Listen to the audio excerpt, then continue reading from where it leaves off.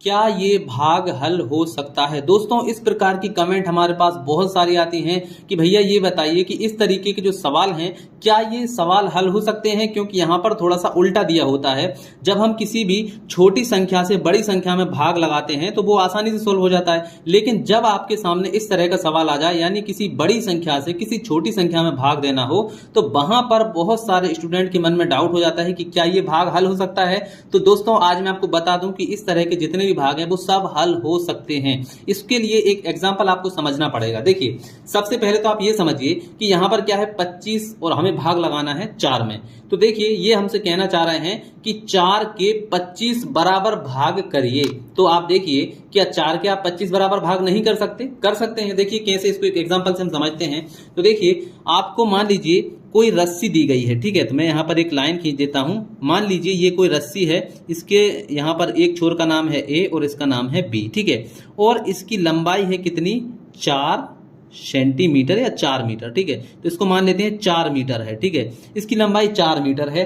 अब आपसे कहा गया है कि इसके 25 टुकड़े कर दीजिए। तो क्या आप इस रस्सी के 25 टुकड़े कर पाएंगे या नहीं कर पाएंगे? अब आप बोलेंगे कि हाँ सर, हम इसके 25 टुकड़े कर सकते हैं। लेकिन अब यहां पर समस्या ये है कि आप इसके बराबर 25 टुकड़े कैसे करेंगे? बराबर 25 टुकड़े करने के लिए आपको क्या करना पड़ेगा? 25 से 4 में भाग लगाना पड़ेगा। जब आप 25 से 4 में भाग लगा देंगे तो हमें एक एग्जैक्ट लंबाई मिल जाएगी कि भाई इतनी लंबाई के हम टुकड़े करेंगे तो जो है हमारे बराबर टुकड़े हो जाएंगे, ठीक है। तो ये मतलब होता है इसका, ठीक है। तो अब हम निकालेंगे कि भाई 25 इस रस्सी के हम 25 टुकड़े कितनी लंबाई के कर सकते हैं। तो चलिए अब हम इसको सोल्व करेंगे, ठीक है।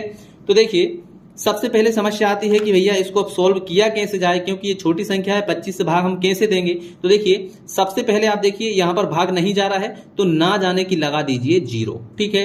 अब 0 लगाने के बाद में हम क्या करते हैं? इसके आगे की संख्या को उतारते हैं, लेकिन आगे कोई संख्या है नहीं, तो हम क्या करेंगे? लगा देंगे दशमलव, ठीक है। अब दशमलव हमने लगा दिया, तो दशमलव लगाने के बाद में हम यहां पर बढ़ा सकते हैं 1 0, ठीक है। तो अब यहां पर कितना हो गया? 40।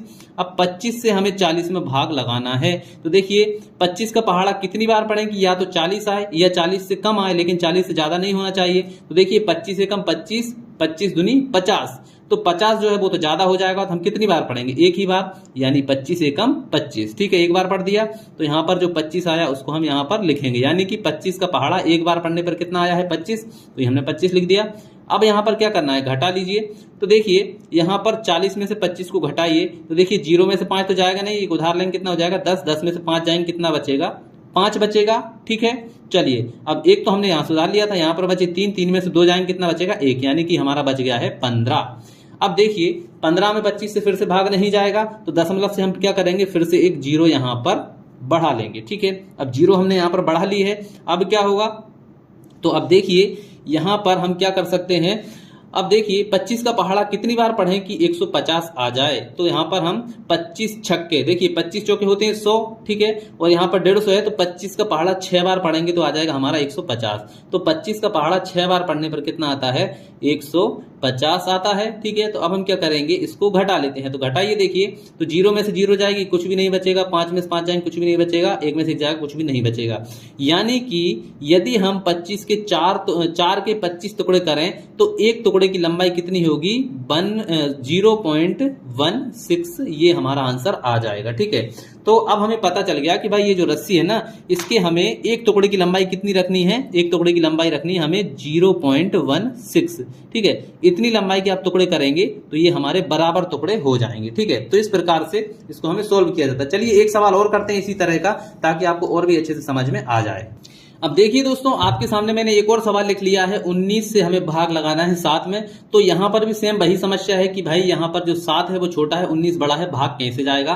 तो सीधा सा फंडा है। सबसे पहले आपको ना जाने की शून्य लगा देना है, ठीक है। और इसके बाद में दशमलव लगाकर एक 0 यहां पर बढ़ा लेना है, ठीक है। तो अब यहां पर कितना हो गया है? 70। अब 19 का पहाड़ा हम कितनी बार पढ़ें कि या तो 70 आए या 70 से कम आए, लेकिन 70 से ज्यादा नहीं होना चाहिए। तो चलिए 19 का पहाड़ा पढ़ते हैं। तो देखिए, 19 से कम 19, 19 दूनी 38, 19 तिया 57, 19 चौको 76। तो 76 जो है वो 70 से ज्यादा हो जाएगा। तो ज्यादा तो हमें चाहिए नहीं, हम क्या करेंगे? कम लेंगे। तो यानी 19 तिया 57, तो यहां पर कितना आ जाएगा? 3, ठीक है। 19 का पहाड़ा 3 बार पढ़ने पर कितना आता है? 57।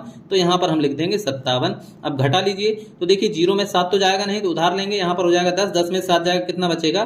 3 बचेगा। ठीक है, फिर इसके बाद में यहाँ पर 7 में से 5 जाएंगे तो कितना बचेगा, सॉरी ये कि यहाँ उधार ले लिया था तो यहाँ पर बचा हमारा 6, 6 में से 5 जाएंगे कितना बचेगा 1, तो यहाँ पर आ जाएगा 1। ठीक है, चलिए अब देखिए यहाँ पर फिर से दशमलव से हम यहाँ पर एक 0 बढ़ा लेंगे तो यहाँ पर कितना हो गया 130। ठीक है, अब 19 का पहाड़ा कितनी बार पढ़ें कि या तो 130 आए या 130 से कम आए, लेकिन 130 से ज्यादा नहीं होना चाहिए। तो चलिए पढ़ते हैं 19 का पहाड़ा। 19 से कम 19, 19 दूनी 38, 19 से 57, 19 चौको 76, 19 पंजे 95, 19 छक्के 114, 19 सत्ते 133। ठीक है, तो 133 जो है वो इससे ज्यादा हो जाएगा, तो हम क्या करेंगे एक कम बार पढ़ेंगे, यानी 19 छक्के 114, यानी 6 बार में हमारा कितना आ जाएगा।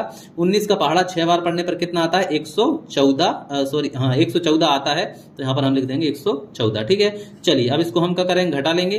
तो यहाँ पर देखिए 0 में से 4 जाएगा नहीं, उधार लेंगे, यहाँ पर हो जाएगा 10, तो 10 में से 4 जाएंगे कितना बचेगा, यहाँ पर हमारा बचेगा 6।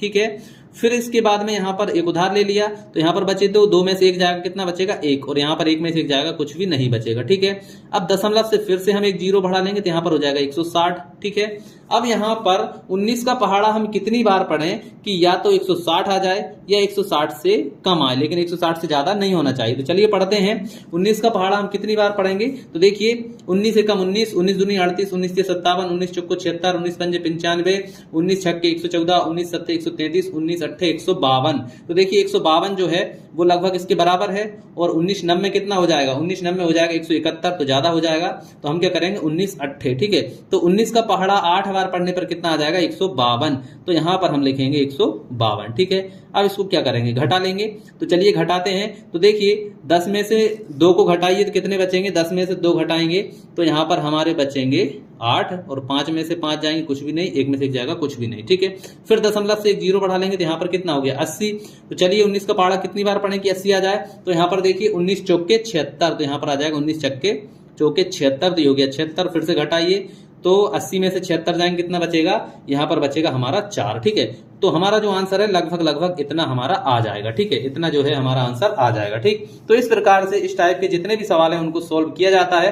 आशा है आपको समझ में आ ही गया होगा कि किस प्रकार से इस टाइप के जो सवाल हैं उनको सोल्व किया जाएगा। चलिए मैं आपको एक होमवर्क दे देता हूं जिसका आंसर आप हमें कमेंट बॉक्स में करके दिखाइएगा। ठीक है, तो सवाल आपके सामने मैं दे देता हूं। तो देखिए आपको भाग लगाना है 11 से, किस संख्या में लगाएंगे आप, 11 से आपको 3 में भाग लगाना है, और इसका जो भी आंसर आएगा वो आप हमें कमेंट करके जरूर से बताइएगा। और कोई भी इसका आंसर कैलकुलेटर से नहीं निकालेगा, इसको आप सॉल्व करेंगे, सॉल्व करने के बाद में जो आंसर आएगा वो आप हमें कमेंट कर दीजिएगा। तो चलिए दोस्तों आज की इस वीडियो में इतना ही, मिलते हैं अगली वीडियो में, तब तक के लिए जय हिंद जय भारत।